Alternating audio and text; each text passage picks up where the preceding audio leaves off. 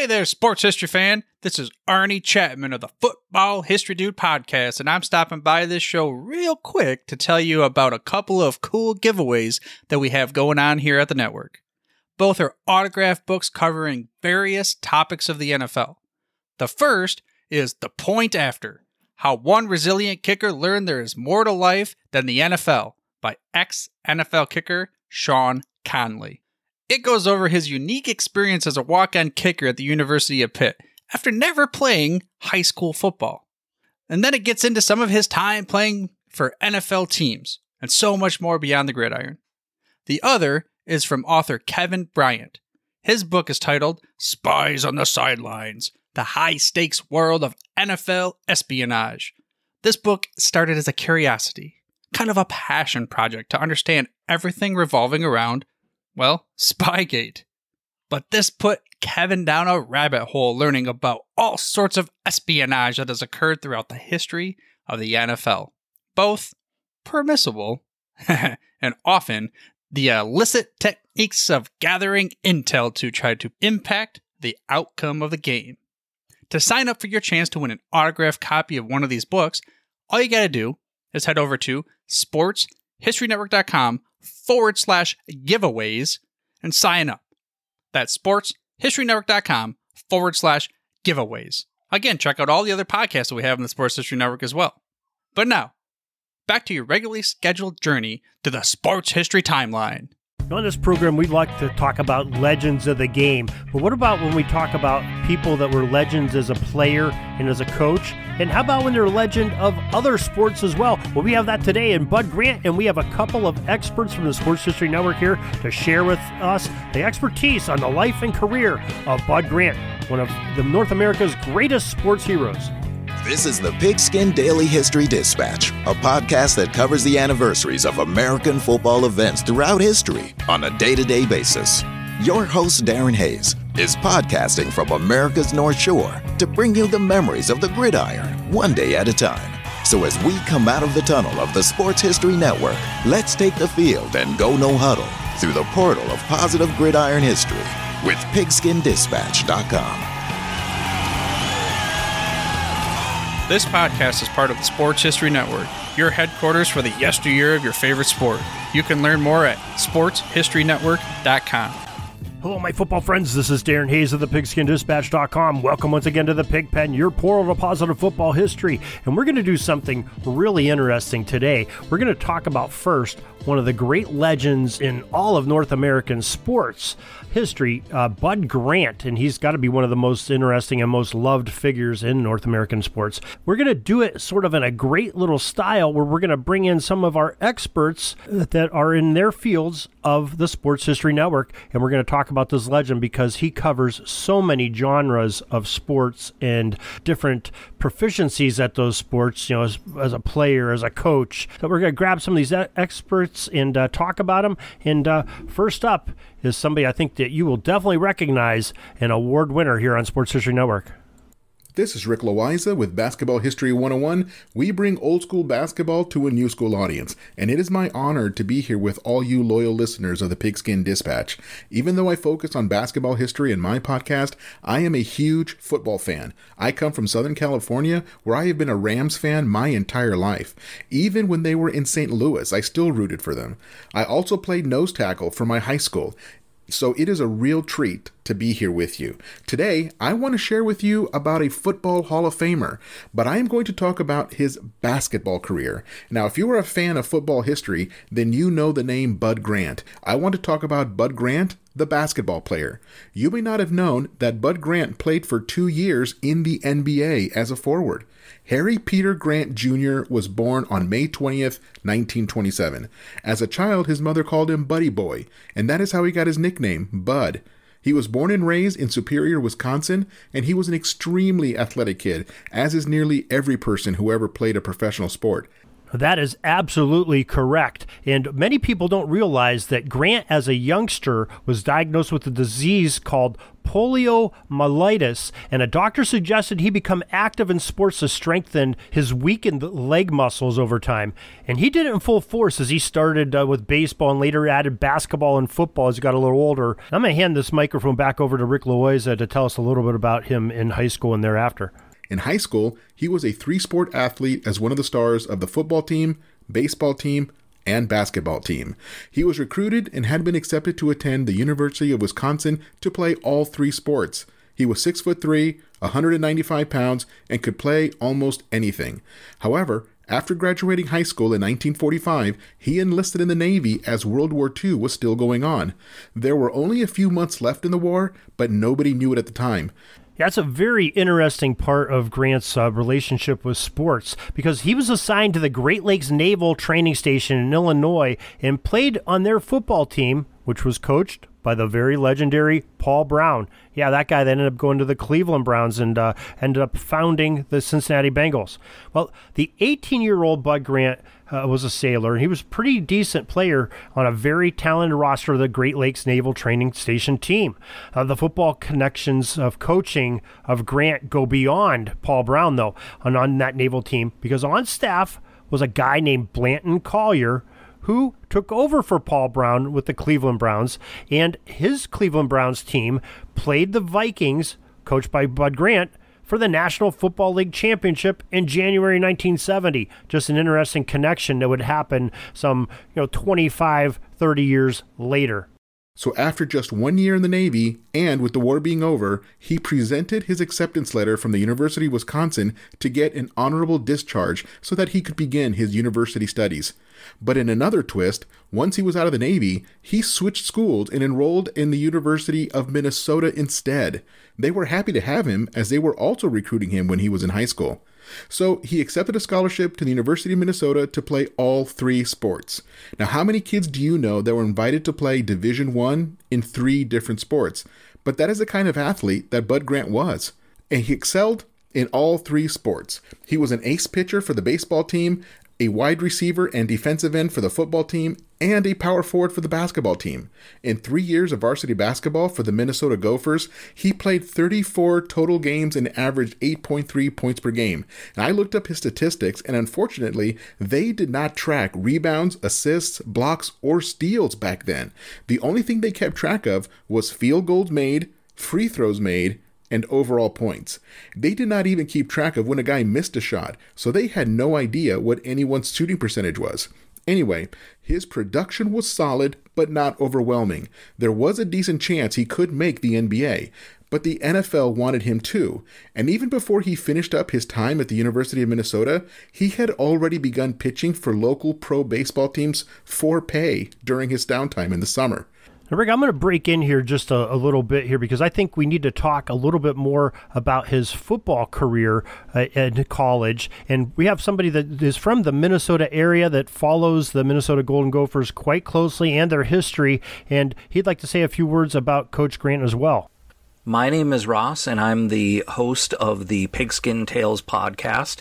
And my thing is talking about the Vikings, the history, as well as the lesser-known players, about how they started, basically where they grew up, and kind of like getting to know how they made the pros and then what their performance was like in the pros and things like that. Very interesting, Ross. Now, just a few minutes ago, Rick was telling us a little bit about a letter that Mr. Grant used to excuse himself from being in the Navy to go back and attend college. Actually, he had to think about where and what he was going to do after he was discharged from the Navy. And so he actually decided to take that letter, and he wanted to go to the University of Minnesota. So that's what he did, and he ultimately chose to go to the University of Minnesota because he didn't actually want to have to own anything to anyone. So that's part of his character. He just didn't feel like he needed to owe anybody anything. He didn't want to be in debt to anybody, so that's why he chose to go to the University of Minnesota. All right, now I understand, Ross. Very good. Now, Rick, you had a couple of things that you want to say more about his college career, because he was a pretty good athlete, wasn't he? He was so good at all three sports that the big question for him was which sport would he play professionally? Now that is quite a question. There are not that many players in history who ever get to make that decision. Bo Jackson comes to mind, so does Deion Sanders, Danny Ainge, John Elway, and others. Now here is another unusual thing about Bud Grant. As I pored over his statistics, I noticed something funny about the 1949-1950 season, which was his senior year in college. That season, he played only one game for the University of Minnesota, and then he decided to sign a contract with the Minneapolis Lakers, the local NBA team, during that same 1949-1950 season. So he played one game for his university and then signed a contract with the local NBA team across town. He only played 35 games during his rookie year since he came in mid-season. He played his first game with the Lakers on Christmas Day 1949. For the Lakers, it was their 27th game of the season.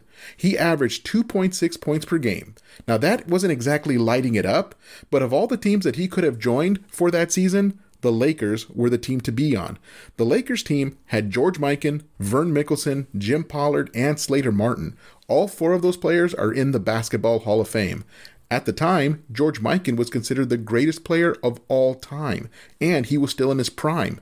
In the finals that year, the Lakers were matched up with the Syracuse Nationals. By the way, the Syracuse Nationals would later change their name to the Philadelphia 76ers. In Game 1 of those finals, Bud Grant contributed 2 points to the effort, but the team won behind 37 points from George Mikan. The final score was 68-66 in the Lakers' favor. Now remember, these were the days before the shot clock. Stalling was still a highly employed tactic. In Game 2 of that series, Grant had a real breakout performance, scoring 12 points. Mikan was his usual self, scoring 32, but with little contribution from anyone else, the Lakers lost 91-85, and that tied the series at 1 game apiece. The series went on like this, back and forth, going into Game 6. The Lakers were up 3-2 and hoping to close out the series. Bud Grant scored 6 points. George Mikan scored 40 points, and along with big contributions from Jim Pollard and Slater Martin, the Lakers won the game 110-95 to secure the 1950 NBA championship. Bud Grant got an NBA championship ring as a rookie. That's not bad. He played a second season with the Lakers where he played 61 games but still only averaged 2.6 points per game. It became obvious that individual success was not going to happen in the NBA. His talent had topped out and he was a reserve player at best. Of course, there is no shame in that. Just getting an opportunity to play at the highest level of any sport is a major accomplishment, and he could still call himself one of the best 200 basketball players in the world, because back then the NBA was a much smaller league and only had around 200 players. There was also the fact that at the end of the 1951 season, the NBA was going to contract from 17 teams down to just 11 teams.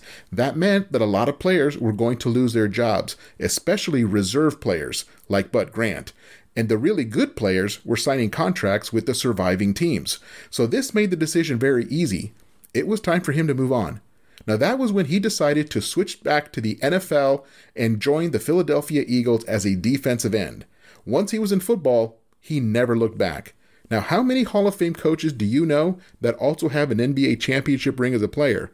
Well, the answer is one, and that man's name is Bud Grant. This has been Rick Loiza with Basketball History 101, part of the Sports History Network. Take care, and see you soon. Hey, thanks, Rick. Appreciate that information about the basketball athlete that Bud Grant was. Now, Ross, back to you. We know that Bud was a three-sport athlete in football, basketball, baseball, earning a grand total of like 8 or 9 varsity letters with the Golden Gophers.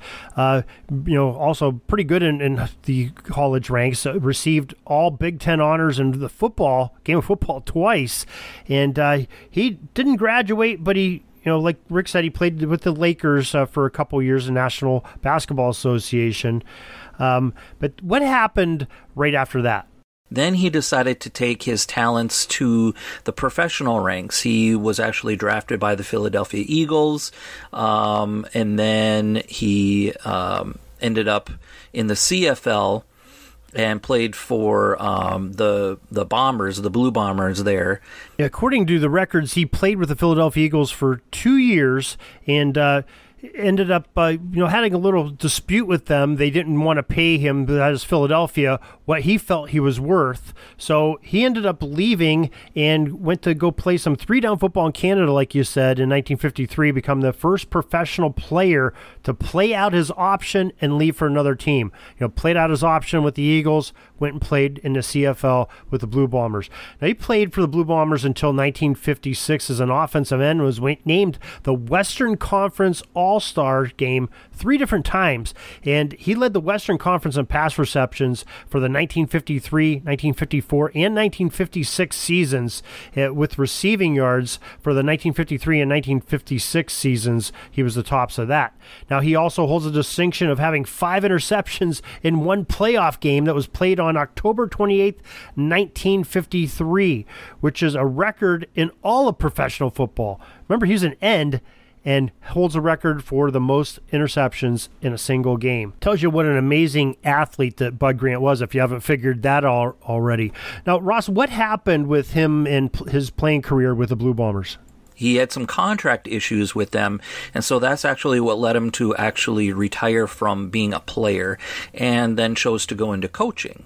After coaching with the Blue Bombers for 10 years and winning 4 Grey Cups there, he decided to come over to the NFL because the Vikings were actually struggling to win some games from the get-go. They had Norm Van Brocklin at that time from 1961 to 1966, and they did not have a great 6 seasons. Norm Van Brocklin was a first-time head coach, and the Vikings were an expansion team, so he just tried to impart his words of wisdom in winning because he had just come off of winning the 1960 NFL championship with the Eagles, and a lot of the players just didn't catch on to what he was trying to do. So Norm Van Brocklin's career as a head coach with the Vikings was 29-51. Something happened between him and Tarkenton where a lot of times he rode Tarkenton because of the way that he played. He wanted Tarkenton to be more of a pocket passer, but Tarkenton just couldn't play that way. In several interviews that I had seen him talking about Van Brocklin, he had talked about how the fact that he wanted to be able to run around because he didn't want to keep getting clobbered all the time. So he had to figure out a different way to play the game to his strengths, not to what the coach wanted.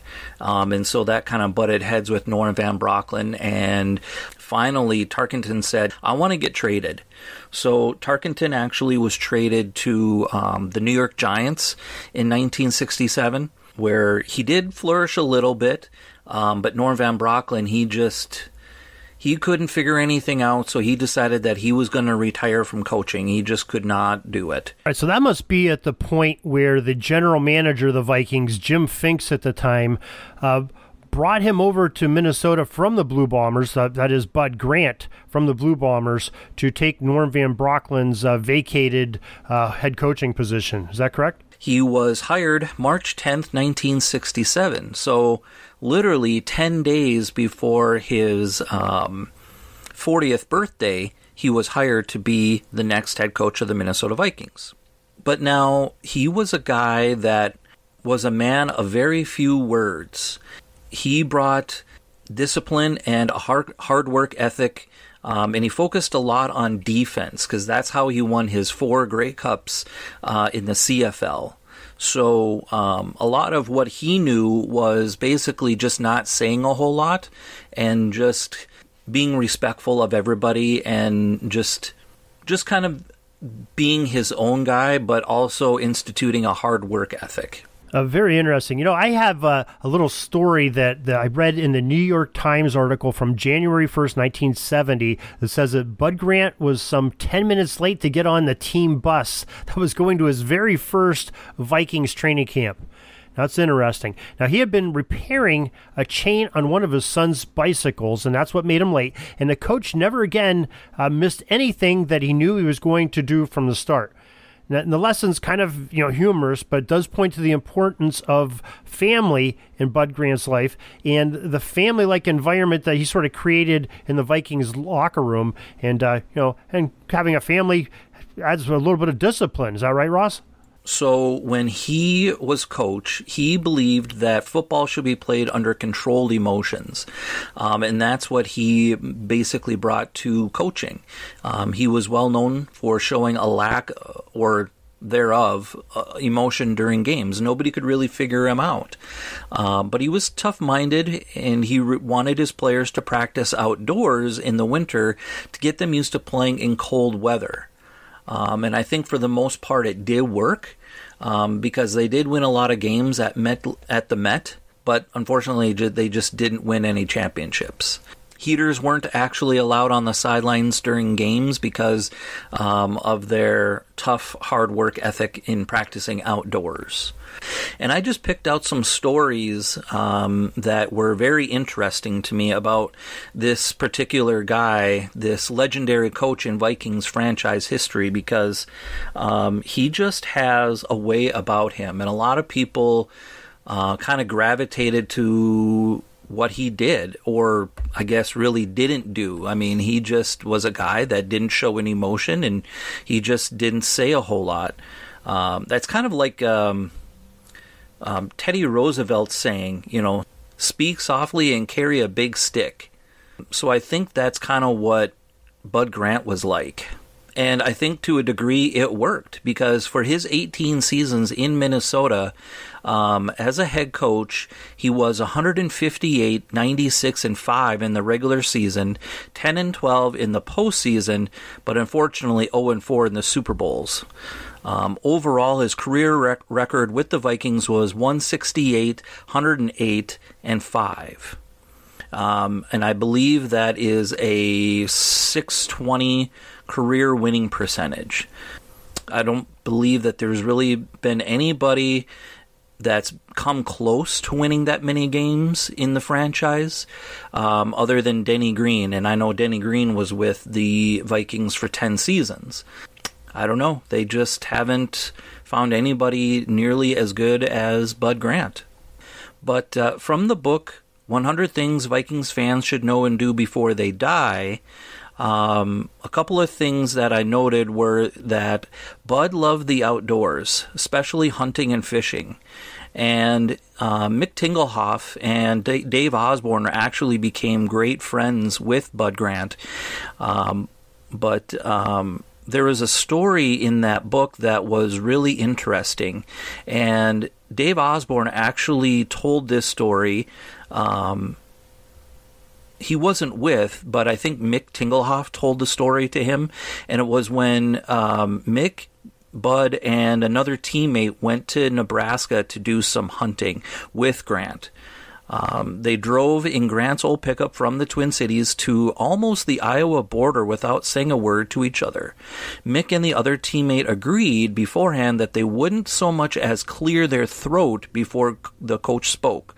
So when they stopped for gas, Bud only said 6 words. "It was full when I left." Mick and his teammate knew that Bud meant they were paying for the gas. That is how Bud was. He just wasn't a guy that really talked a whole lot, and so he only needed to say just a few words before people just kind of knew exactly what he meant. Another story that I got from the book of Tradition of Purple, which was written by Jim Brutton, he says the success of Grant's tenure with the Vikings was because no one could figure him out. He acted differently from others. Fans were confused and distanced themselves from him because they couldn't tell how he felt after a last-second win or a devastating loss. Norb Berg, a close friend of Grant's, remembers a time when Grant was being interviewed by Phyllis George before a game, and she said, "Smile, Bud." His reply was, "Tell me something funny, Phyllis." Classic Bud. During press conferences, Grant would pause for what seemed like a forever time. No one knew if he didn't know the answer to the question, or if he was thinking about the question, or if he just liked to see the reporters squirm. He always had the upper hand. Mike Lynn, a former executive and GM of the Vikings for 17 seasons, remembers the only time that Grant ever showed emotion after a game, and it was after the loss to Dallas in the playoffs in 1975. Lynn came to Grant's office the next day and spoke to Grant about it. Lynn didn't say what Grant's response was, but he says that he could just tell that Bud was very down, very disappointed. And he goes on to say, "It shook me up so much to see him like that. I called my wife and told her, 'We're out of here, we're leaving.' I was going to quit just because of the reaction of Bud." That's pretty powerful. And that's the effect that a lot of people had on Bud Grant. Nobody can really just figure it out. That's just the way he was. He was also a strong believer that the team owed something to the fans. He believed that the team needed to be as loyal to the fans as the fans were to the team.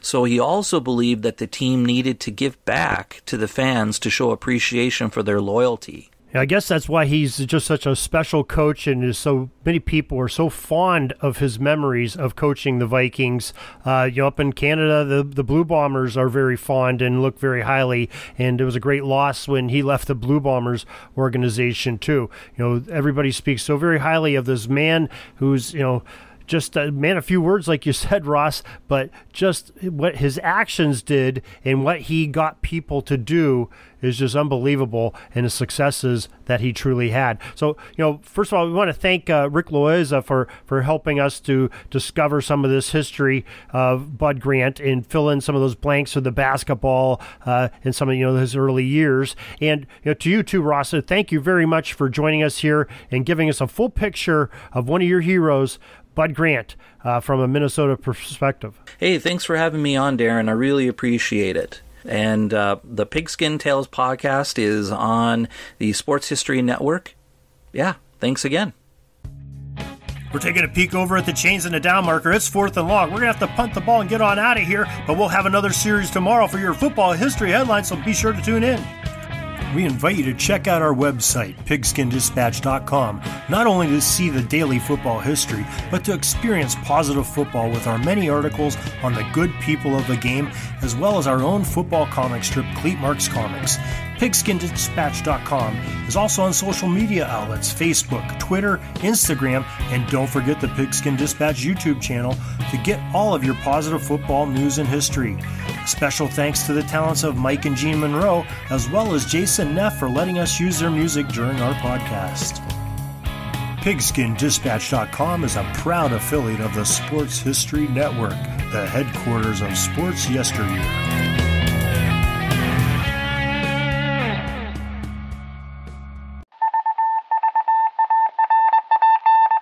Just another ordinary day in the offices of the Pittsburgh Guardian newspaper circa 1924. But for Marla Delft, assistant editor, everything was about to change. For she was about to discover the awesome attractiveness of Row 1 brand retro sports paraphernalia items thanks to Orville Mulligan, sports writer. And there it is. Wow, Orville, that's really the bee's knees. Isn't it just? A poster-sized replica of the actual 1909 World Series program cover. I can see that. But where did you get it? And where'd you get it framed? I ordered it from the Row 1 website, where over 6,000 items of sports memorabilia from the 1880s to the 1990s are available for reproduction, in multiple sizes and in several different materials, with over a dozen styles of frame to choose from for prints like this. Well, I'm sure Mr. Delft would love to put up more of these in the office. But I'm equally as sure they're beyond this newspaper's budget. Not at all, my dear Marla. See for yourself. Go to sportshistorynetwork.com/row1. sportshistorynetwork.com/row1. Oh my, these are good prices. Oh, and look at this stuff. Oklahoma-Nebraska football, college basketball art, Michael Jordan items. And so it Retro was that sports Marla Delft advertisement discovered placards. the splendiferous magic of Row 1 sports memorabilia, arts, and prints. You can too by visiting sportshistorynetwork.com/row1. That's ROW1 today for access to the full Row 1 catalog of gallery prints and gifts like t-shirts, long-sleeve shirts, telephone cases, coffee mugs, blankets, pillows, towels, and even shower curtains. Act today for 15% discount off all prints with coupon code SHN15 and 20% off all other items with coupon code SHN20 at checkout. And keep your dial locked to the Sports History Network for the exciting chronicles of the 1920 sports world in Orville Mulligan, Sports Writer. Coming soon.